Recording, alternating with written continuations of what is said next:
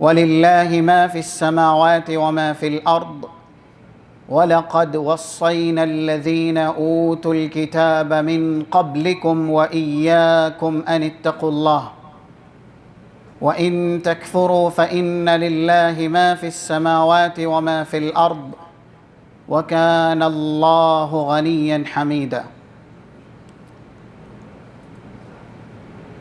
بزم سعید میں موجود قابل احترام سامعین کرام،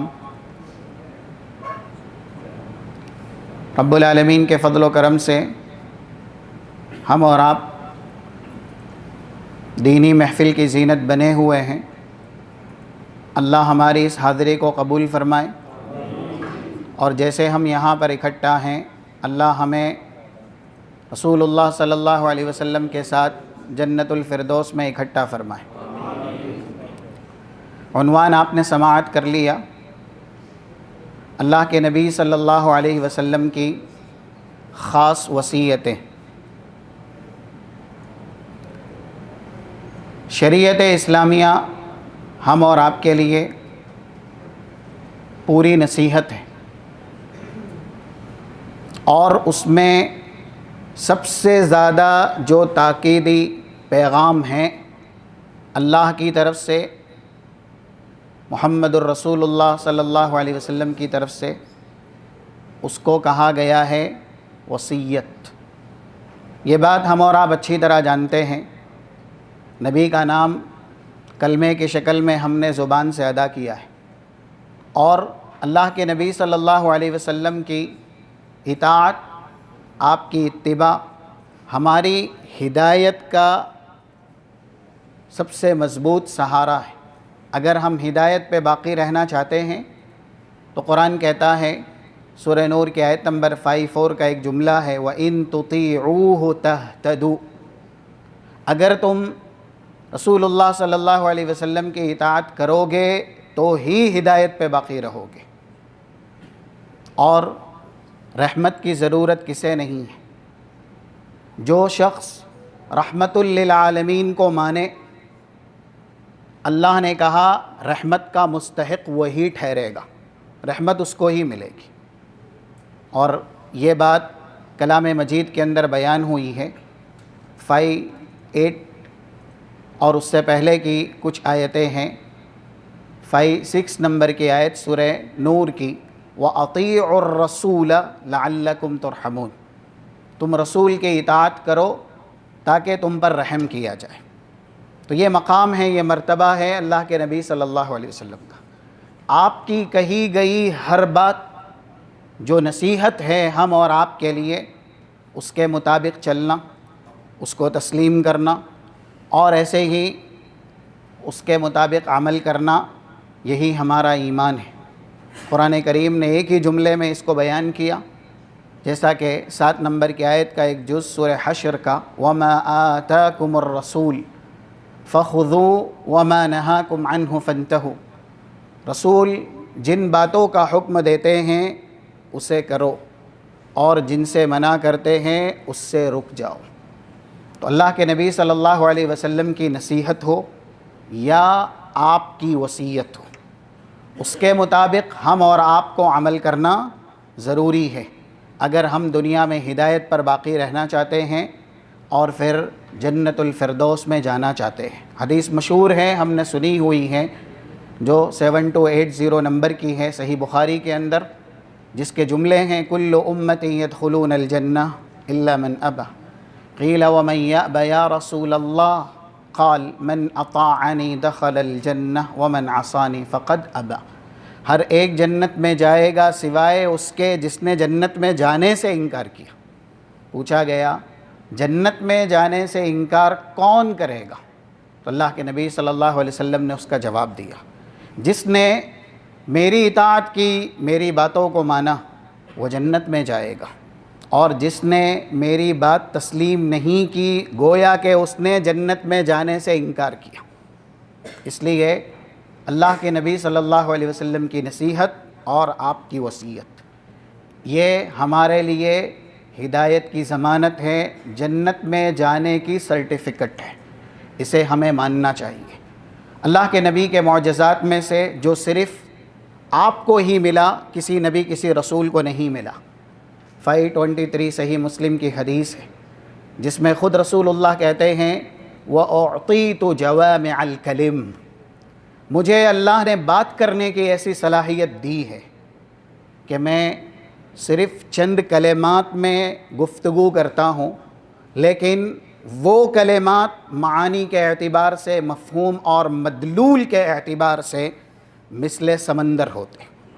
تو اللہ کے نبی صلی اللہ علیہ وسلم کا یہ معجزہ ہے۔ زیادہ تر آپ نے جو وصیتیں کی ہیں وہ کچھ کلمات پر مشتمل ہیں، ایک ایک جملے پر آپ کی بیش بہا اور نہایت ہی قیمتی وصیت صحیح ترین احادیث میں موجود ہے۔ اور اس سے پہلے کہ اس کا تذکرہ آپ کے سامنے ہو، نصیحت یہی دنیا ہے جس میں ہم اور آپ پیدا کیے گئے ہیں اسی کے لیے۔ اگر یہاں پر انسان نصیحت نہیں حاصل کرے گا تو پھر کل قیامت کے دن وہ بہت پچھتائے گا۔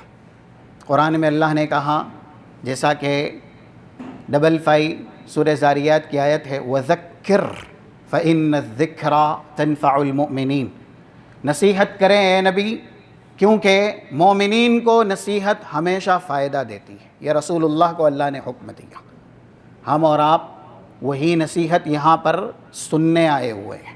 اور 9، 10 سورہ اعلیٰ کی ایسی آیتیں ہیں جس میں کہا گیا فَذَكِّرْ إِن نَفَعَتِ الذِّكْرَى، اے نبی آپ نصیحت کریں کیونکہ نصیحتوں میں بہت فائدہ ہے۔ اس لیے یہ دنیا ہے جس میں ہم اور آپ نصیحت سن کر کے حاصل کر سکتے ہیں، عمل کی زینت بنا کر کے اپنے آپ کو جنتی بنا سکتے ہیں۔ اگر ایسا انسان دنیا میں نہیں کرے گا تو پھر جیسا کہ 23، 24 یہ آیات ہیں سورہ فجر کی، وَجِيءَ يَوْمَئِذٍ بِجَهَنَّمَ يَوْمَئِذٍ يَتَذَكَّرُ الْإِنسَانُ وَأَنَّى لَهُ الذِّكْرَى، کل قیامت کے دن جہنم لائی جائے گی، اور اس کی صفات ہے جو احادیث کے اندر بیان ہوئی ہے، وقت اس کی اجازت نہیں دیتا۔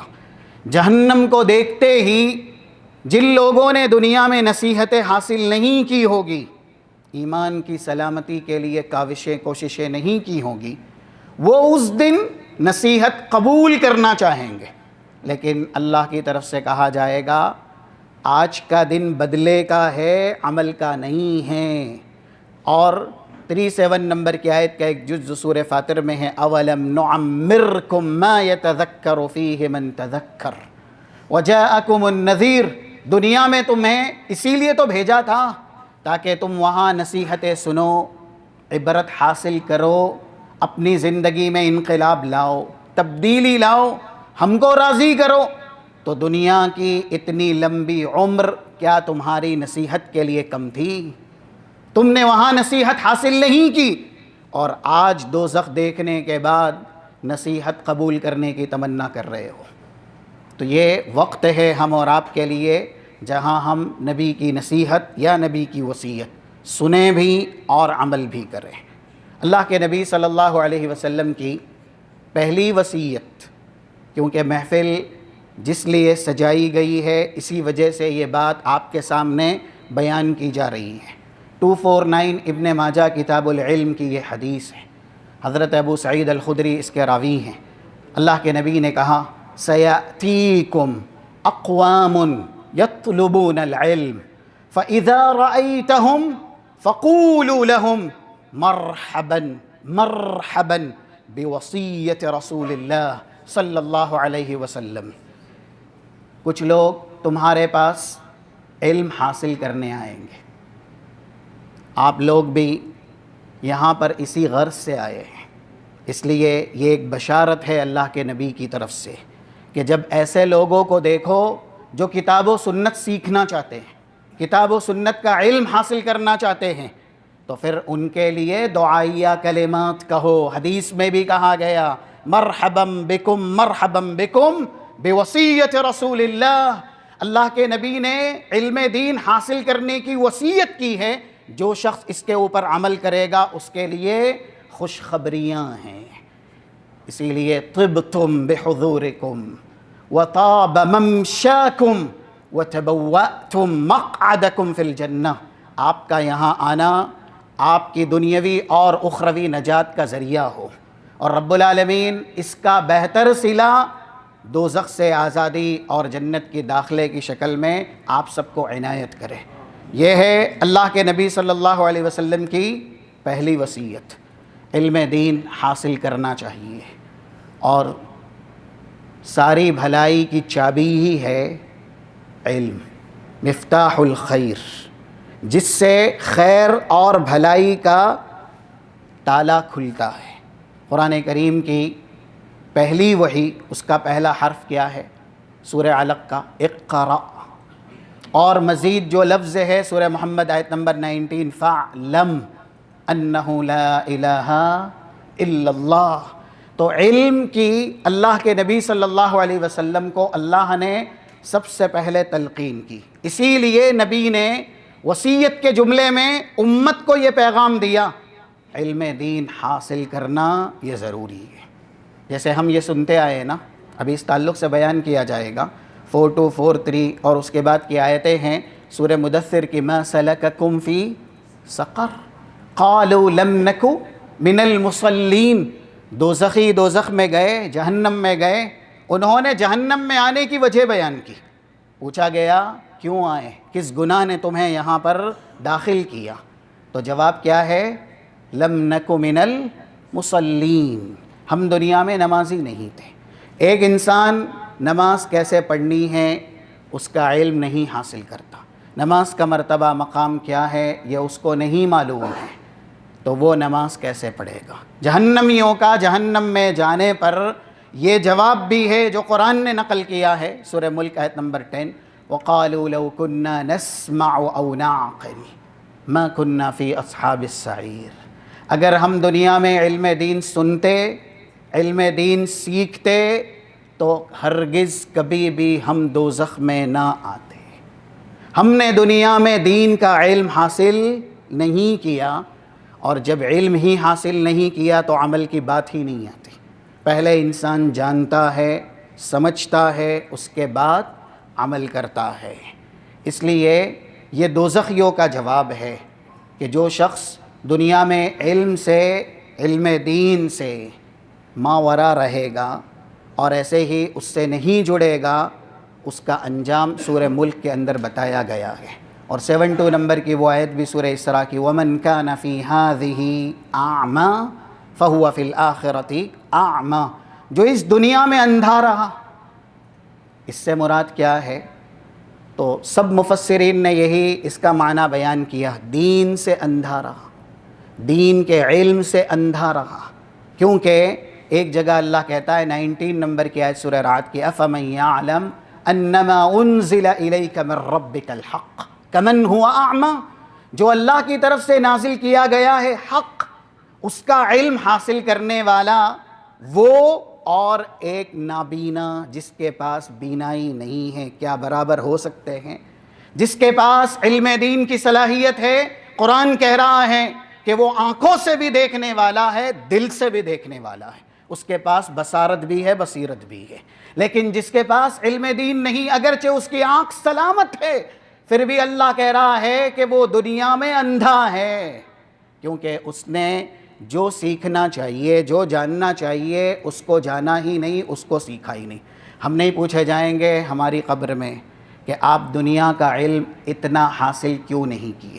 ٹھیک ہے، دنیا کا علم بقدر ضرورت دنیا میں رہنے کے لیے انسان حاصل کرے، شریعت منع نہیں کرتی، لیکن صرف آپ اپنا قیمتی وقت دنیا کو دیں، دنیا کے علوم کو دیں، اور جس کے لیے آپ دنیا میں پیدا کیے گئے ہیں، بلکہ ہم اور آپ کیا، یہ پوری کائنات اللہ نے جس لیے بنائی ہیں، ایک لفظ میں اللہ نے بیان کیا۔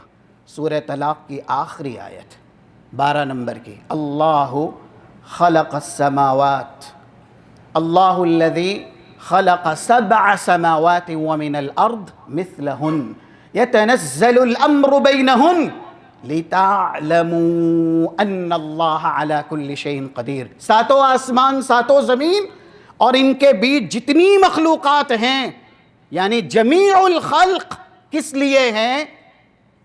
علم باللہ، معرفت باللہ، اللہ کے تعلق سے علم حاصل کرنے کے لیے.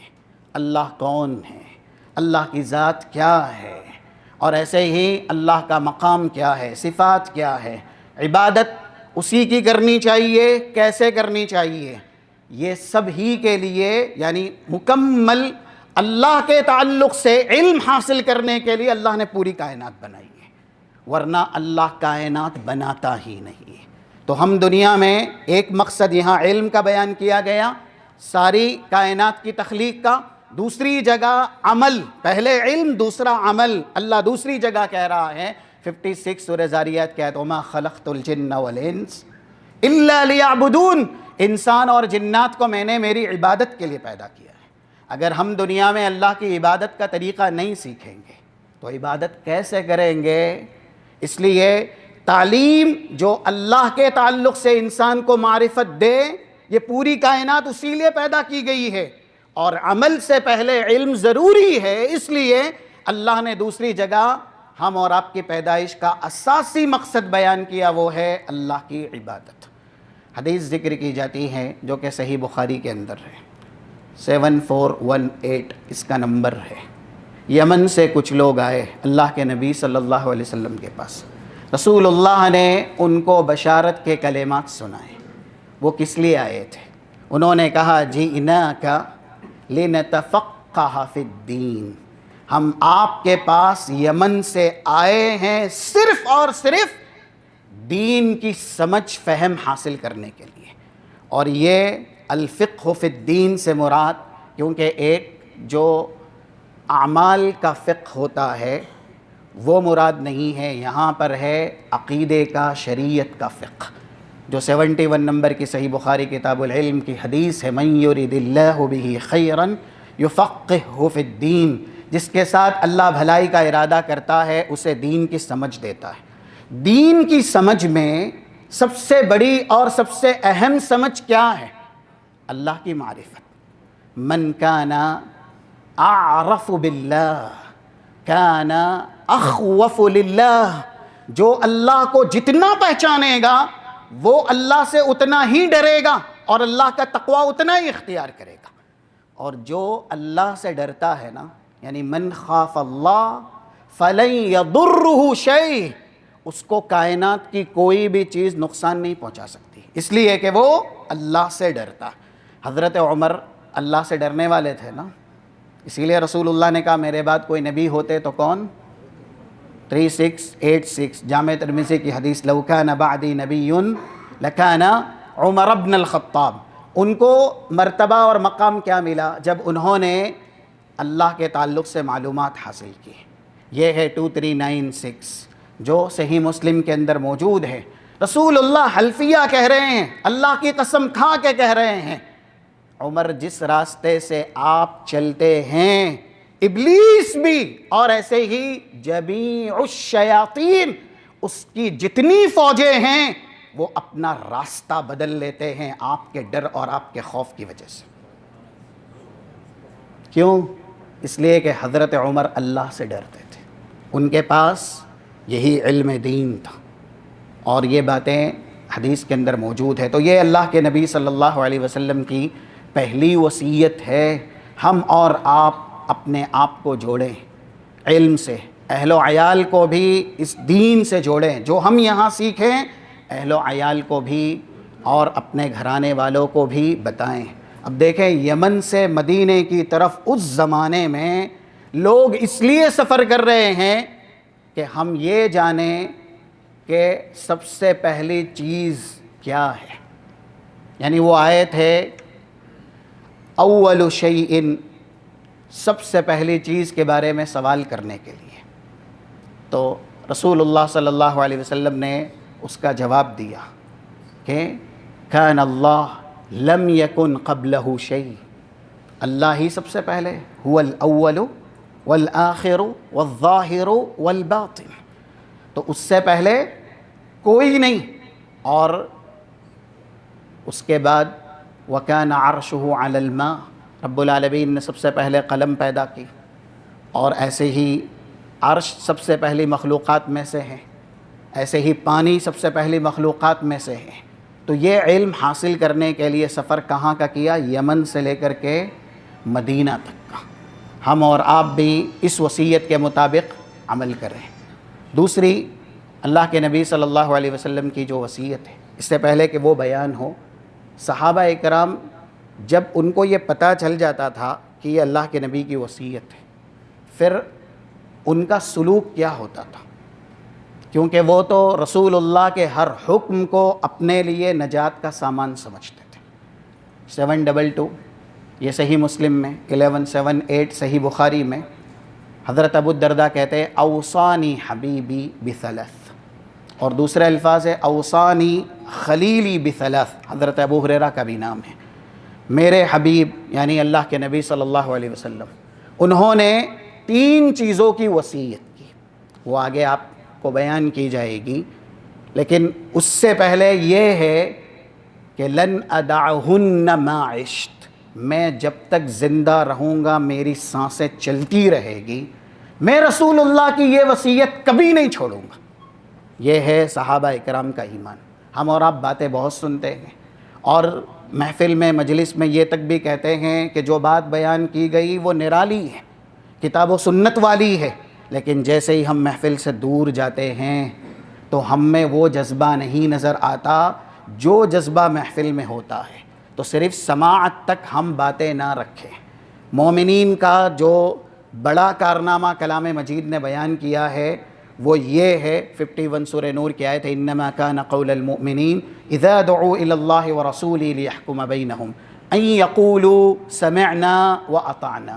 مومنین کو کہا جائے کہ اللہ نے فرمایا، رسول اللہ صلی اللہ علیہ وسلم نے بیان کیا، ان کا جواب کیا ہوتا ہے؟ سمعنا، ہم نے سنا، لیکن یہیں تک نہیں، وَأَطَعْنَا، سن کے ہم نے اطاعت بھی کی، مانا بھی، ہم اور آپ عمل بھی کریں۔ صحابہ کرام کسی بھی محفل کی زینت بنتے، اللہ کے نبی کچھ بھی کہتے، جیسا کہ ایک حدیث جو ذکر کی جاتی ہے سنن نسائی میں 2529 نمبر سے، صحابی کہتے کان یأمرنا رسول اللہ بالصدقہ، اللہ کے نبی نے صدقے کے تعلق سے حکم دیا، اور ہم میں سے کچھ ایسے تھے ما یجد عندہ شیء، ان کے پاس دینے کے لیے کچھ نہیں تھا، فیأتی الی السوق، محفل سے وہ اٹھے فوراً بازار کی طرف گئے، ان کے پاس دینے کے لیے کچھ نہیں ہے، اب بازار میں جا کر کے لوگوں کا بوجھ اٹھایا، حمالی کی، اور جو بھی اجرت میں بدلے میں ملا، یہاں تک کہ الفاظ ہیں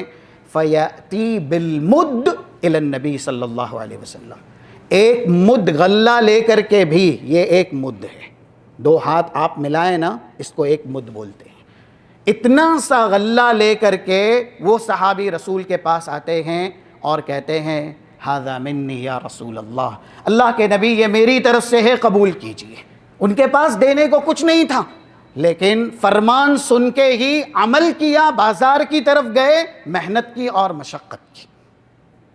ہم اور آپ کتنے فرمان سنتے رہتے ہیں، یہاں پر بھی ہم نے کچھ باتیں سنی، ابھی اور مزید کچھ باتیں سنیں گے، لیکن کانوں تک محدود نہ رکھیں، اس کے مطابق عمل کریں۔ اگر ہم واقعی صحابہ کے منہج پر زندہ رہ کر کے ان کی اطاعت اور ان کی فرما برداری کی طرح اپنی اطاعت اور اپنی فرما برداری بنا رہے ہیں، ہمارا ایمان ان کے ایمان جیسا ہو، ہمارا منہج ان کے منہج جیسا ہو، تو ہی جنت ہمارا مقدر ہے۔ لیکن اگر ہمارے اعمال، ہمارا طریقہ، ہمارا ایمان ویسا نہیں ہے جیسے صحابہ اکرام نے سکھایا اور بتلایا، تو پھر ہم اور آپ جنت میں نہیں جا سکتے۔ تو انہوں نے جو بھی سنا اس کے مطابق عمل کیا۔ وصیت کا ایک لفظ ہے، 2369 جامع ترمذی میں یہ حدیث ہے، ایسے ہی ادب المفرد میں 256 نمبر سے بھی موجود ہے۔ ابو الہیثم ایک صحابی ہیں، اللہ کے نبی کے پاس ایک بار آتے ہیں اور کہتے ہیں اللہ کے نبی مجھے خادم چاہیے۔ کچھ خادم نوکر وہاں پر موجود تھے نبی کے پاس، اللہ کے نبی صلی اللہ علیہ وسلم نے کہا ان میں سے کوئی ایک بھی لے لے آپ۔ رسول سے کہنے لگے اختر لی منہم، ان میں سے کوئی ایک آپ چنیں۔ رسول اللہ صلی اللہ علیہ وسلم نے ایک کو چنا۔ کس کو چنا آگے آپ خود بتا رہے ہیں۔ جب وہ خادم ان کے حوالے کیا تو کہا استوصِ بہ خیرا، میں آپ کو اس کے ساتھ حسن سلوک کی وصیت کرتا ہوں، اور لا تضرب فإنی رأیتہ یصلی، اس کو کبھی مارنا مت کیونکہ میں نے نماز پڑھتے ہوئے دیکھا۔ آپ دیکھ رہے ہیں اللہ کے نبی نے یہ نہیں دیکھا حسین کون ہیں، تر و تازہ کون ہیں، عمر میں کم کون ہیں، خوبیاں دیکھی۔ یہ ہے اللہ اور اس کے رسول کا میزان۔ ہم اور آپ کا میزان بدلتے رہتا ہے، کبھی ہم خوبصورتی دیکھتے ہیں، کبھی مالداری دیکھتے ہیں، کبھی جاؤ حشمت دیکھتے ہیں، کبھی منصب دیکھتے ہیں، دنیا داری دیکھتے ہیں، لیکن اللہ رسول اللہ یہ نہیں دیکھتے۔ وہ اطاعت، فرما برداری، نیکی، دینداری، اعمال صالحہ دیکھتے ہیں۔ اسی لیے 2564 جو حدیث ہے صحیح مسلم کے، ان اللہ لا ينظر الى صورکم ولا الى اجسامکم ولکن ينظر الى قلوبکم واعمالکم، اللہ صورتوں کو نہیں دیکھتا، مال دولت کو نہیں دیکھتا، بلکہ دل کو دیکھتا ہے، عمل کو دیکھتا ہے۔ اب جب رسول اللہ چن رہے ہیں تو کس وجہ سے کہ وہ نماز پڑھ رہا ہے، اور اس انسان کے اللہ کے نبی کے نزدیک تکریم ہے، اسی لیے کہہ رہے ہیں اس کو مارنا مت۔ گھر گئے، اہلیہ سے کہا خادم چاہیے تھا، خادم لے کے آیا ہوں، لیکن اللہ کے نبی نے اس کے سلسلے میں مجھے وصیت کی ہے حسن سلوک کرنے کی، خیر خواہی کرنے کی۔ دیکھیے نیک لوگوں کی صحبت میں جو رہتے ہیں وہ نیک ہوتے ہیں۔ اگر ہم اور آپ نیک ہوں گے ہمارا گھرانہ نیک ہوگا، بچے بھی نیک ہوں گے۔ بیوی نے جیسے ہی سنا کہ اللہ کے نبی نے اس خادم کے لیے حسن سلوک کی وصیت کی ہے، شوہر عزیز سے کہا ما انت ببالغ ما قال فی الا ان تعتق، آپ رسول کی وصیت کے مطابق پورا عمل کر ہی نہیں سکتے، کتنا بھی حسن سلوک کریں اس کے ساتھ، شیطان کبھی بھی بدسلوکی کروا دے گا۔ اس لیے پہلی فرصت میں اس غلام کو غلام کی زنجیر سے آزاد کر دیجیے۔ صحابی نے فوراً اس کو آزاد کر دیا۔ ہمارے یہاں نصیحت کی باتیں گھر میں کہی جاتی ہیں، لیکن گھرانہ دیندار نہیں، تو جواب کیا ملتے ہیں؟ مولوی صاحب کا یا ایسے ہی معلم کا، مفتی کا، عالم کا کہنا ہے، وہ کہہ رہا ہے، اس کی باتیں نہ سنیں، ہمیں جو کرنا ہے ہم کریں گے۔ جب کہا جاتا ہے گھر سے یہ نقصان دہ چیزیں ہیں، بچوں کی تربیت پر اثر انداز ہو رہی ہے، ٹیلی ویژن ہے یا ایسے ہی اور بھی دوسری نقصان دہ چیزیں جس سے کہ تربیت میں خلل آتا ہے، تو گھر سے جواب یہی ملتا ہے کہ جو کہہ رہا ہے اس کو کہنے دیجئے، یہ ہمارے لیے دنیاوی اعتبار سے فائدہ مند ہے، اسی میں سیریلیں ہیں یا ایسے ہی دوسری چیزیں ہیں، تو یہ گھر سے نہیں نکل سکتی۔ آج ہم اور آپ کی حالت ایسی ہے، اس لیے کہ دینداری کی کمی ہم میں ہے، تو پھر ہمارے گھرانے میں، ہماری اولاد میں بھی وہ کمیاں رہ جاتی ہیں۔ صحابہ اکرام دین میں، صراط مستقیم میں، ایمان میں مستحکم تھے، پہاڑ سے زیادہ مضبوط ان کا ایمان ہوا کرتا تھا۔ ان کی صحبت میں رہنے والی بیویاں بھی ایسی ہوتی تھیں کہ جب وہ کوئی کام دینی کرنا چاہتے تھے تو گھر سے ان کو بہت زیادہ مدد ملتی تھی۔ یہ ہے اللہ کے نبی صلی اللہ علیہ وسلم کی وصیت کے مطابق صحابی کا عمل۔ رسول اللہ نے چند جملوں میں بہت سی وصیتیں کی ہیں۔ مثلاً ایک صحابی ہیں حضرت معاذ، ان سے کئی ایک حدیث مروی ہیں، 1040 جو صحیح الجامع کے اندر ہے، 570 الترغیب والترہیب کے اندر ہے۔ ایک موقع تھا اللہ کے نبی صلی اللہ علیہ وسلم سے وہ کہتے ہیں اوصنی یا رسول اللہ، اللہ کے نبی آپ مجھے وصیت کریں۔ رسول اللہ نے کہا علیک بذکر اللہ، ایک جملہ، آپ اپنے اوپر اللہ کے ذکر کو لازم کر لیں۔ وَاذْكُرِ اللَّهَ عِنْدَ كُلِّ شَجَرٍ وَحَجَرٍ، آپ جہاں پہ بھی ہیں، جس جگہ پہ بھی ہیں، ہر وقت اللہ کا یہ فرمان یاد رکھنا چاہیے۔ 41-42 سورہ احزاب کا، یا ایھا الذین آمنوا اذکروا اللہ ذکرا کثیرا وسبحوہ بکرۃ واصیلا، اللہ کا ذکر ہمیشہ کرنا ہے۔ یہ ہے رسول اللہ کی چھوٹی سی نصیحت یا آپ کی چھوٹی سی وصیت۔ اس کا فائدہ کیا ہے اگر ہم اور آپ اس کے مطابق عمل کریں؟ انسان آج کے فتنوں کے زمانے میں بڑے کارنامے تو نہیں کر پاتا ہے، اس لیے جو صحیح بخاری کے اندر یا ایسے ہی دوسری حدیث کی کتابوں کے اندر سلسلہ صحیحہ میں 2714 نمبر سے ایک حدیث موجود ہے، اس میں اللہ کے نبی صلی اللہ علیہ وسلم کا یہ فرمان ہے، کہا گیا من ظن بالمال ان ينفقه، جو شخص زیادہ اللہ کی راہ میں مال نہیں خرچ کر سکتا ہے، وَهَابَ بِاللَّيْلِ أَن يُكَابِدَ، راتوں میں اٹھ کر کے وہ نماز نہیں پڑھ سکتا ہے، یا ایسے ہی وَخَافَ الْعَدُوَّ أَن يُجَاهِدَ، وہ دشمنوں سے جا کر کے جہاد نہیں کر سکتا۔ آج یہ سارے کارنامے ہم میں کا کون ہے جو کر سکتا ہے؟ بہت زیادہ مال اللہ کی راہ میں دینا، راتوں کے اندر اٹھ کر کے نماز پڑھنا، فرض نماز کی پابندیاں زیادہ تر لوگوں سے نہیں ہو پاتی ہیں، تو قیام اللیل کی پابندی کیسے ہوگی؟ رسول اللہ صلی اللہ علیہ وسلم نے کہا جو یہ سب نہیں کر سکتا اس کو 4 کلمات زیادہ سے زیادہ پڑھنے چاہیے، سبحان اللہ والحمد للہ ولا الہ الا اللہ واللہ اکبر۔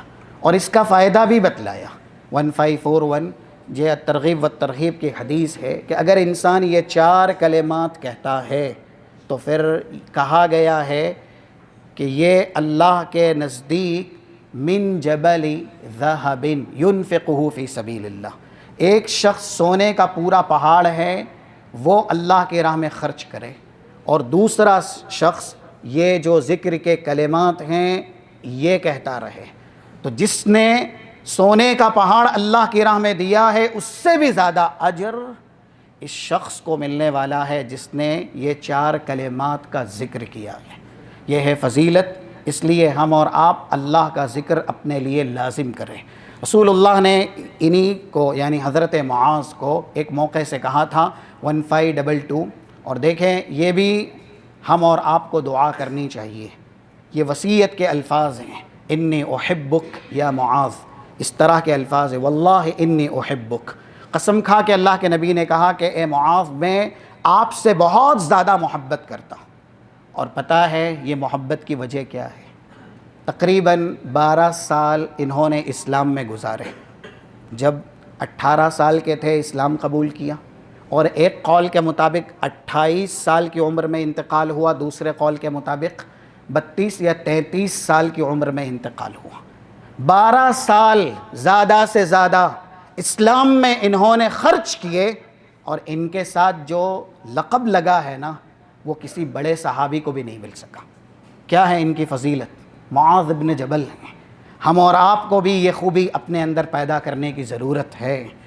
یہ 3790 جامع ترمذی کی حدیث ہے، اعلم الناس بالحلال والحرام، پوری امت میں تا قیامت، صحابہ سے لے کر کے قیامت تک جتنے بھی آئیں گے، حلال اور حرام کے اعتبار سے سب سے بڑے عالم اگر کوئی ہیں معاذ بن جبل۔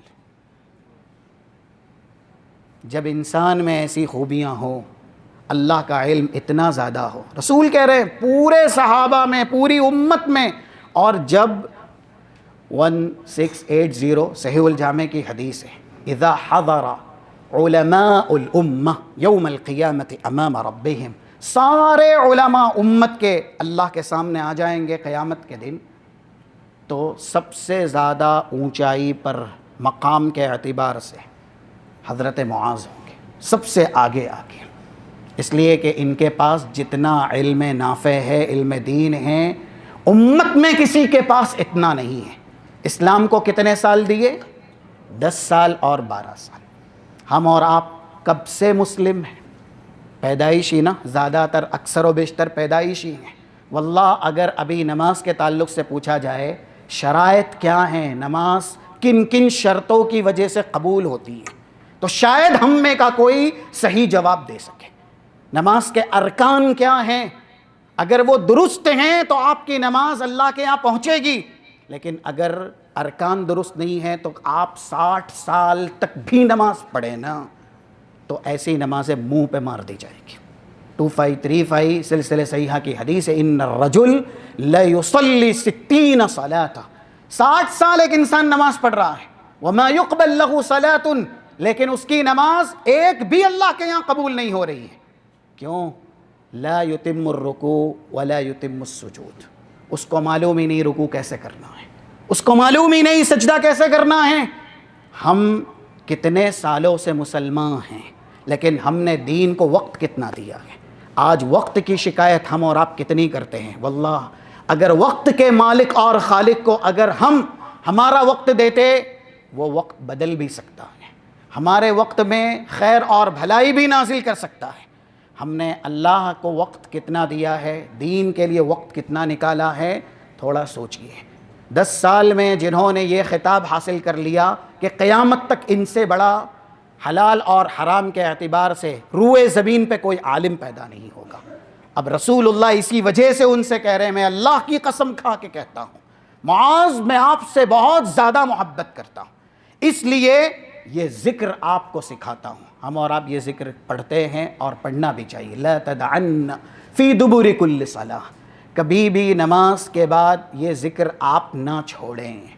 کیا ہے؟ اللہم اعنی علی ذکرک وشکرک وحسن عبادتک. اللہ کے نبی صلی اللہ علیہ وسلم نے حضرت معاذ کو یہ ذکر سکھایا. تو ذکر کی فضیلت ہے. ایسے ہی رسول اللہ نے کہا اسی حدیث میں جس کا تذکرہ چل رہا ہے، علیک بکتاب اللہ، میں قرآن کریم پڑھنے کی، ایسے ہی اس کے مطابق عمل کرنے کی تمہیں وصیت کرتا ہوں. وقت نہیں ہے، کم سے کم صرف آپ سے یہ گزارش ہے. قرآن کریم میں اللہ نے اپنی وصیتیں بیان کی، اور یہ وہ وصیتیں ہیں تورات میں بھی ہیں، انجیل میں بھی ہیں. کہاں ہیں یہ وصیتیں؟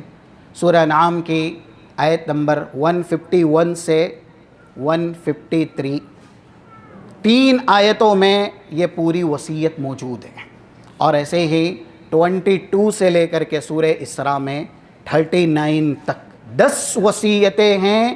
سورہ اسراء میں 12 وصیت ہیں. یہ اللہ نے کلام مجید میں بیان کی ہے. اور رسول اللہ صلی اللہ علیہ وسلم سے جب جب پوچھا جاتا تھا کہ آپ وصیت کریں، تب آپ صرف ایک جواب دیتے تھے، جیسا کہ یہ 5022 صحیح بخاری کے اندر موجود ہے. کسی صحابی سے پوچھا گیا کہ سب سے زیادہ وصیت اللہ کے نبی نے کس کی ہیں؟ کہا اوصا بکتاب اللہ، اللہ کی کتاب کے تعلق سے رسول اللہ سب سے زیادہ وصیت کرتے تھے. یہ 10 وصیتیں کلام مجید میں موجود ہیں جو سورہ انعام کی آیت نمبر 151 سے 153 یا 154، 3 یا 4 آیت میں اللہ نے قیمتی وصیتیں کی ہیں. تورات اور انجیل میں بھی یہ وصیتیں نازل کی ہیں، اور الفاظ ہیں باقاعدہ، جیسا کہ قل تعالوا اتل ما حرم ربکم علیکم الا تشرکوا بہ شیئا وبالوالدین احسانا. سب سے پہلے اس بات کی وصیت ہے کہ آپ اللہ کے ساتھ کسی کو بھی شریک نہ کریں. اور حدیث میں بھی اللہ کے نبی صلی اللہ علیہ وسلم نے قرآن کریم کی ترجمانی کرتے ہوئے یہ وصیت کی ہے، جیسا کہ 4034 یہ حدیث ہے ابن ماجہ کی. اور ایسے ہی دوسری حدیث کی کتابوں کے اندر بھی 570 الترغیب والترہیب کے اندر بھی موجود ہیں.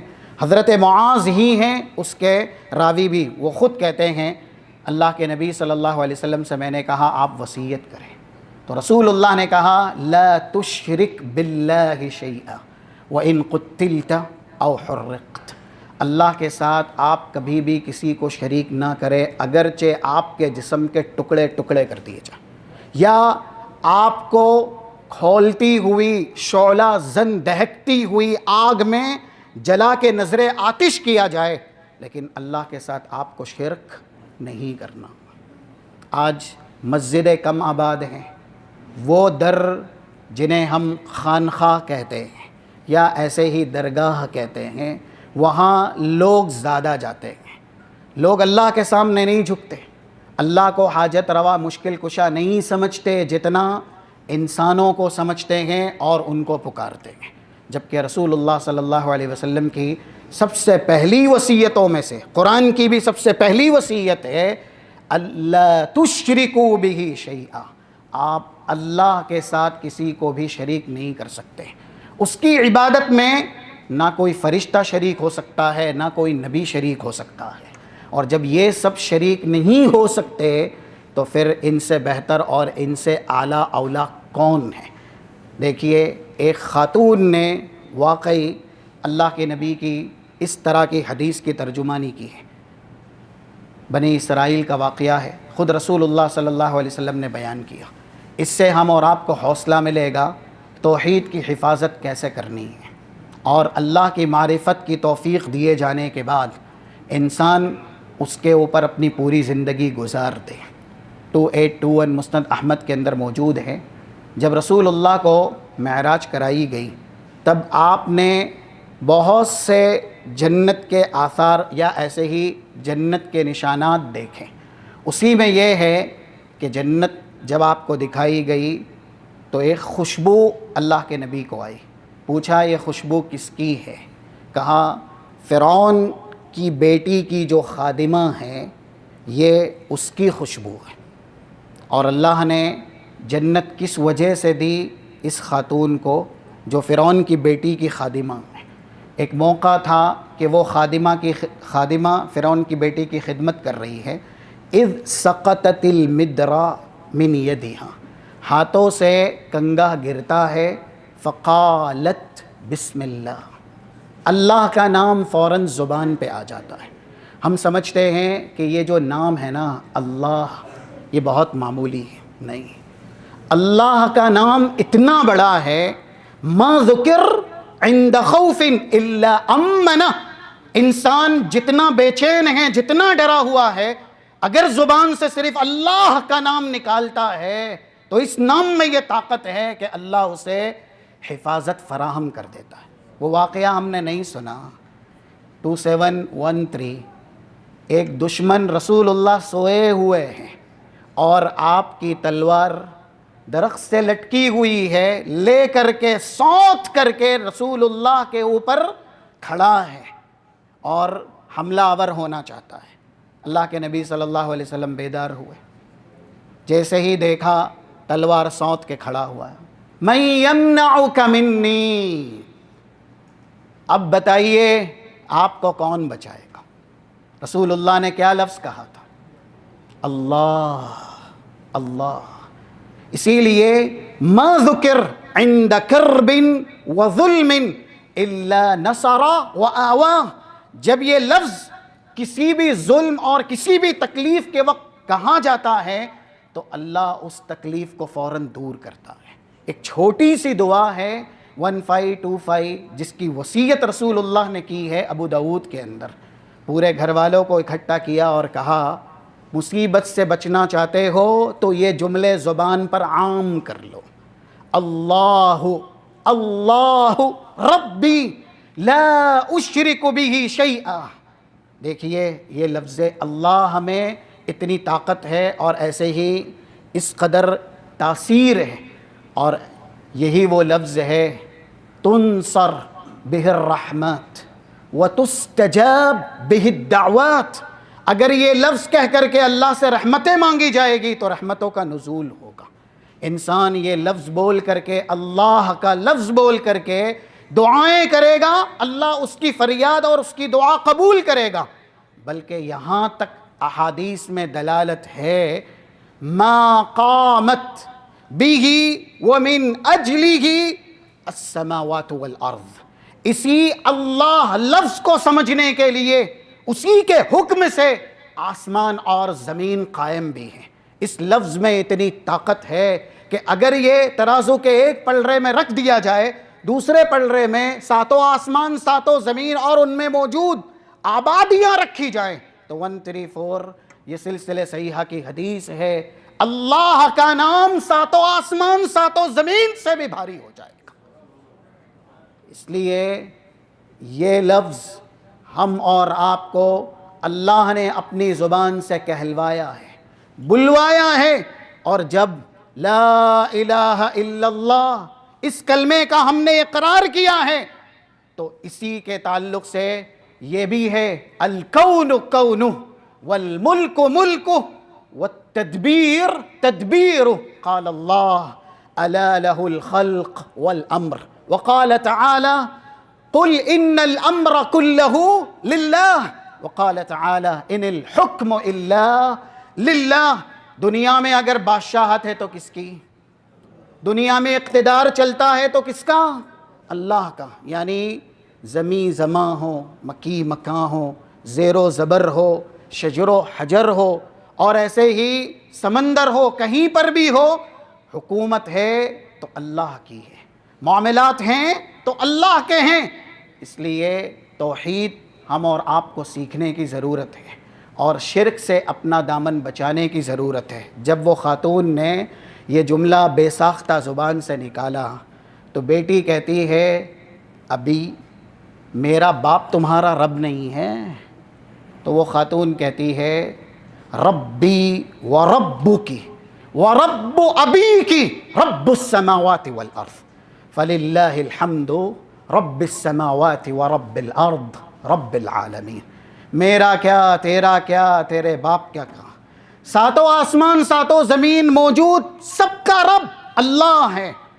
پھر وہ کہتی ہے کہ کیا بتا دیا جائے، یعنی فرعون کو خبر دے دی جائے، والد کو یہ بتلایا جائے؟ کہا ٹھیک ہے بتلا دو. اس کے بعد جیسے ہی فرعون کو پتہ چلتا ہے، فرعون دھمکا کے کہتا ہے حل لک رب غیری، کیا تم میرے علاوہ بھی کسی کو رب مانتی ہو؟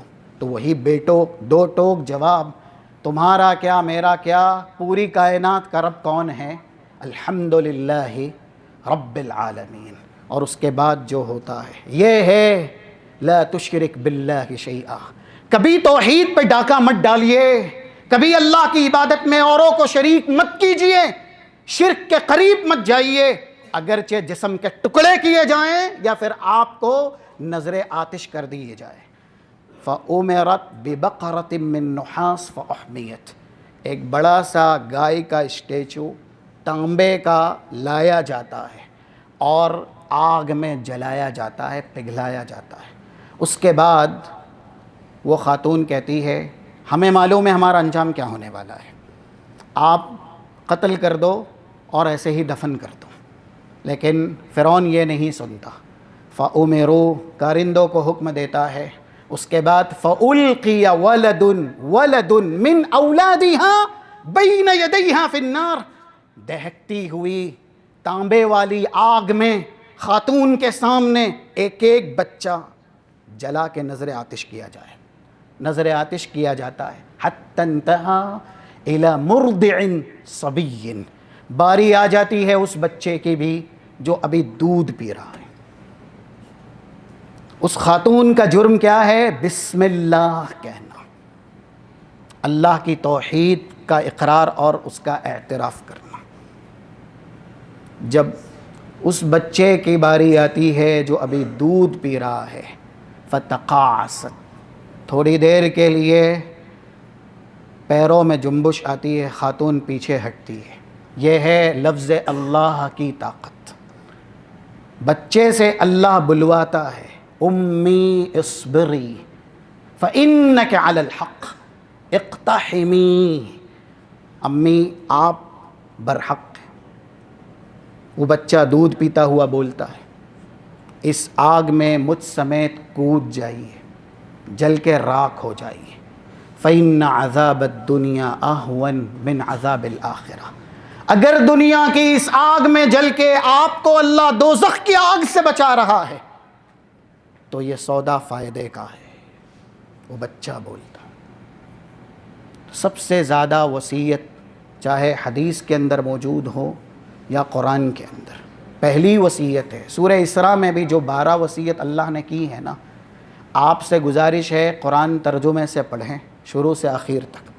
اور اگر یہ آپ نہیں پڑھ سکتے، شاید یہ بولنا بھی ہماری زبان پر نہیں آنا چاہیے کہ ہم نہیں پڑھ سکتے، یہی سب کے لیے ہم دنیا میں وقت دیے گئے، زندگی دیے گئے، تو کم سے کم سورہ انعام میں جو وصیتیں ہیں 10 وہ، اور سورہ اسراء میں 12 وصیت، 22 نمبر کی آیت سے لے کر کے 39 نمبر کی آیت تک. اللہ نے آغاز میں بھی کہا لا تجعل مع اللہ الہا آخر، اور اخیر میں بھی کہا ولا تجعل مع اللہ الہا آخر. تم اللہ کے ساتھ شرک نہیں کر سکتے. اللہ کے علاوہ کوئی بھی معبود ہے ہی نہیں، یعنی معبود برحق جس کی عبادت، آغاز توحید سے، انجام توحید سے۔ کلمہ کہہ کے اسلام میں ہم داخل ہوئے ہیں، اگر جنتی بھی ہونا ہے تو پھر دنیا سے جاتے جاتے یہ کلمہ کہنا ہوگا اور اسی کلمے کے تقاضے پہ مرنا ہوگا۔ یہ ہے اللہ کی وصیت۔ اور یہ آخری باتوں میں اللہ کے نبی صلی اللہ علیہ وسلم نے جو اخلاقی وصیت حضرت معاذ کو کی، اسی حدیث کے اندر موجود ہے، وَإِنْ أَسَأْتَ فَأَحْسِنْ، اگر آپ سے گناہ ہو جائے تو آپ اس کے بعد نیکی کریں، اور کوئی آپ کے ساتھ برا کرتا ہے تو آپ اس کے ساتھ برا نہ کریں۔ حدیث کے آخری جملے ہیں جس میں حضرت معاذ کہتے ہیں زدنی یا رسول اللہ، اللہ کے نبی اور مزید مجھے وصیت کیجئے۔ تو اللہ کے نبی کا ایک جملہ ہے استقم، جو آپ کو سکھایا گیا، جو آپ کو بتایا گیا اس کے اوپر آپ مستقیم ہو جائیے، اور وَلْيُحَسِّنْ خُلُقَكَ، اپنے اخلاق کو اسلامی بنائیے، حسین بنائیے۔ ہم اور آپ مسلم ہیں، مومن ہیں، تو ہمارے اخلاق سے اسلام اور ایمان ظاہر ہونا چاہیے۔ اور ایسے ہی سب سے زیادہ رسول اللہ نے جس کی وصیت کی وہ ہے اخیر میں جاتے جاتے بھی 3201 اور 3202 نمبر کی، اور ایسے ہی 2-3 حدیثیں مشکل الآثار میں اسی نمبر سے یعنی 3205 تک بیان ہوئی، کانت عامت وصیت رسول اللہ، بلکہ یہ لفظ بھی ہے کانت آخر وصیت رسول اللہ، اندازہ کیجئے اشرف الخلق ہے، اور ایسے ہی سید الانبیاء والمرسلین ہے، اعرف الناس بربہ، اللہ کو سب سے زیادہ پہچاننے والے، اللہ کے نزدیک سب سے زیادہ چہیتے۔ جب رسول اللہ کے حجرہ مبارک میں ملک الموت داخل ہوئے، فرشتے داخل ہوئے، اس وقت کا منظر کیسا رہا ہوگا۔ اور حدیث کے الفاظ ہے اللہ کے نبی صلی اللہ علیہ وسلم بول نہیں پا رہے تھے، اور ایسی حالت میں بھی آخری وصیت کے کلمات الصلاۃ الصلاۃ وما ملکت ایمانکم، لوگوں نماز کو لازم پکڑنا، نماز کی حفاظت کرنا، اور آگے ہیں وَهُوَ يُغَرْغِرُ، رسول اللہ غرغرے کی حالت میں ہیں، ما يفیض بِهِ لسانہ، آپ بول نہیں پا رہے ہیں، پھر بھی دنیا سے جاتے جاتے آپ نے یہ وصیت کی۔ آج اس وصیت کے مطابق ہم اور آپ کا کیا عمل ہے؟ 3 باتیں صرف آپ کے سامنے 1 ہی منٹ کے اندر بیان کرنی ہیں۔ قرآن میں اگر آپ پوچھیں دین کس کا نام ہے تو پہلا جواب ملے گا جو نماز کی حفاظت کرتے۔ سورہ بینہ کی آیت نمبر 5، وَمَا أُمِرُوا إِلَّا لِيَعْبُدُوا اللَّهَ مُخْلِصِينَ لَهُ الدِّينَ حُنَفَاءَ وَيُقِيمُوا الصَّلَاةَ، جو آدمی پورے دین پر عمل کر لے لیکن نماز کی حفاظت نہ کرے، قرآن کہتا ہے وہ دیندار نہیں ہو سکتا۔ حج کر لے، عمرہ کر لے، صدقہ کر لے، اسی طرح صلہ رحمی کر لے، جو وہ دین کی تعلیمات اختیار کر سکتا ہے، لیکن اگر نماز کی حفاظت نہیں کرتا وہ دیندار نہیں ہو سکتا۔ قرآن ایمان کے تعلق سے کہتا ہے ایمان نام ہے نماز کا۔ مومنین کی صفات قد افلح المؤمنون الذین هم فی صلاتهم خاشعون، 2 نمبر کی آیت میں بھی اور 9 نمبر کی آیت میں بھی سورۃ المؤمنون میں والذین هم علی صلواتهم یحافظون اولئک هم الوارثون، مومن ہیں جو نماز میں خشوع برتتے ہیں، نماز کی حفاظت کرتے ہیں، ہمیشہ نماز قائم کرتے ہیں، یہی ہیں مومن اور یہی ہے جنت الفردوس کے وارث۔ رسول سے پوچھا گیا ایمان کس کا نام ہے تو 3093 جامع ترمذی کی حدیث 2617، اذا رأیتم الرجل یعتاد المسجد فاشهدوا له بالایمان، اگر لوگوں کو نماز کا عادی پاؤ، مسجد میں آتے ہر وقت نماز پڑھتے ہیں تو شہادت دو کہ یہ مومن ہیں۔ یعنی قرآن اور حدیث دونوں بتا رہے ہیں ایمان نام ہے نماز کی حفاظت کا۔ اور یہ تیسرا جملہ ہے، اللہ کا ذکر کرنے والا کون ہے؟ رجال لا تلہیہم تجارہ ولا بیع عن ذکر اللہ واقام الصلاۃ، سورہ نور آیت نمبر 37۔ انسان 24 گھنٹہ، یہ جملہ مبالغے والا ہے، ہو نہیں سکتا ایسا، لیکن اکثر بیشتر تسبیح، تحلیل، تکبیر، تحمید، لا حول ولا قوت الا باللہ، یہ سارے کلمات زبان سے ادا کرتا رہے، اللہ کے یہاں اسے ذاکر نہیں کہا جائے گا کہ یہ اللہ کا ذکر کرنے والا ہے، اگر نماز پر اس کی حفاظت نہیں ہے. کیونکہ جو شخص نماز کی حفاظت کرتا ہے صحیح معنوں میں وہی اللہ کا ذکر کرنے والا شمار ہوتا ہے. حضرت موسیٰ صلی اللہ نے کیا کہا؟ 14 نمبر کی آیت، وَأَقِمِ الصَّلَاةَ لِذِكْرِي، اگر میرا ذکر کرنا ہے تو نماز قائم کیجیے.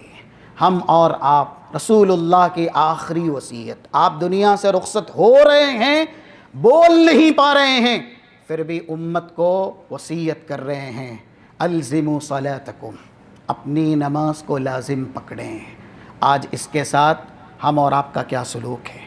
شروع میں ہی آپ کو بتایا گیا، صحابہ کرام، نصیحت ہو یا وصیت ہو، جب رسول اللہ صلی اللہ علیہ وسلم فرماتے تو اس کے اوپر اپنی پوری زندگی وہ گزار دیتے ہیں. اور یہ تو فرض ہے، جو حدیث آپ کے سامنے 722 نمبر سے بتائی گئی تھی صحیح مسلم کی، کہ میرے خلیل نے مجھے وصیت کی ہے، مرتے دم تک اس وصیت کے مطابق عمل کروں گا، برکعتئی الضحیٰ، رسول اللہ نے کہا تھا چاشت کی نماز پڑھنا. حضرت ابو الدرداء، حضرت ابو ہریرہ کہتے ہیں ہم نے پوری زندگی یہ فرمان سننے کے بعد چاشت کی نماز نہیں چھوڑی. ہم میں سے شاید کچھ ایسے بھی ہوں جن کو صلاۃ الضحیٰ کیا ہے یہ معلوم نہ ہو، لیکن یہ ضرور ہے، سب کچھ ہم کو کس نے دیا ہے؟ اللہ نے. دنیا کا رول سے جس زمین پہ کماتے ہیں آپ وہاں کچھ دیں، جن کے توسط سے آپ کچھ حاصل کرتے ہیں ان کا بھی حصہ ہوتا ہے، ان کو بھی دیں. جس نے ماہ مہین سے، لم یکن شیئا مذکورا سے ہم کو لقد خلقنا الانسان فی احسن تقویم بنایا ہے، اسی نے ہی یہ سکھایا ہے. 720 صحیح مسلم، یا پھر ایسے ہی 1000 نمبر کی حدیث صحیح مسلم کے اندر، انسان کے پورے جسم میں 360 جوڑ ہے، اور اللہ کہتا ہے ان جوڑوں کی طرف سے علی کل احد فی کل یوم صدقہ، ہر کسی کو پورے جوڑ کی طرف سے ہر دن صدقہ کرنا. اور اللہ کے نبی نے آسان یہ بتلایا، جب صحابہ نے کہا اینا یطیق بذلک، اس کی طاقت ہم میں سے شاید کوئی رکھے، تو کہا رکعتان لصلاۃ الضحیٰ یجزی عنہا، صرف 2 رکعت صلاۃ الضحیٰ کوئی پڑھے تو 360 جوڑ کا جو صدقہ ہے اللہ نے کہا ہے ہر روز بنی آدم کو دینا ہی دینا ہے، یہ کافی ہو جائے گا. جسم کس نے دیا ہے؟ اللہ نے. اس کا حق ہے نا، وہ مانگ سکتا ہے نا. اس نے کہا ہے ہر جوڑ کا آپ صدقہ دیں، اور بنی آدم کے جسم میں 360 جوڑ ہیں، اور دینا ہی دینا ہے اس کا صدقہ. جو یہ 2 رکعت پڑھتا ہے، حضرت عائشہ نے پوری زندگی کبھی ترک نہیں کی. ابھی ہم نے سنا حضرت ابو ہریرہ، ابو الدرداء، انہوں نے بھی کبھی ترک نہیں کی. صحابہ کرام جو فرض نماز نہیں ہے اس کو نہیں چھوڑتے تھے. فرض نماز تصور ہی نہیں ہے.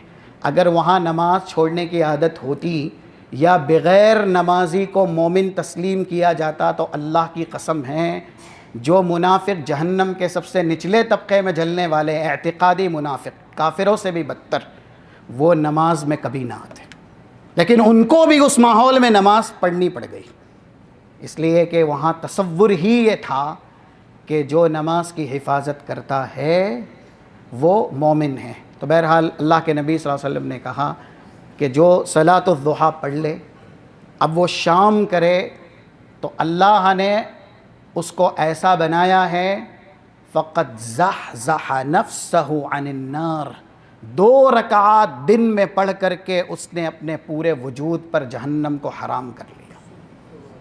یہ ہے جو نماز فرض نہیں ہے اس کا مقام اور مرتبہ.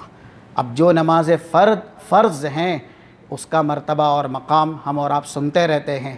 635 لن یلج النار رجل صلی قبل طلوع الشمس وقبل غروبها، وہ آنکھ کبھی دوزخ میں نہیں جائے گی، وہ انسان کبھی دوزخ میں نہیں جائے گا جس نے سورج طلوع ہونے سے پہلے کی نماز، فجر کی نماز، اور سورج غروب ہونے سے پہلے کی نماز، عصر کی نماز کی حفاظت کی۔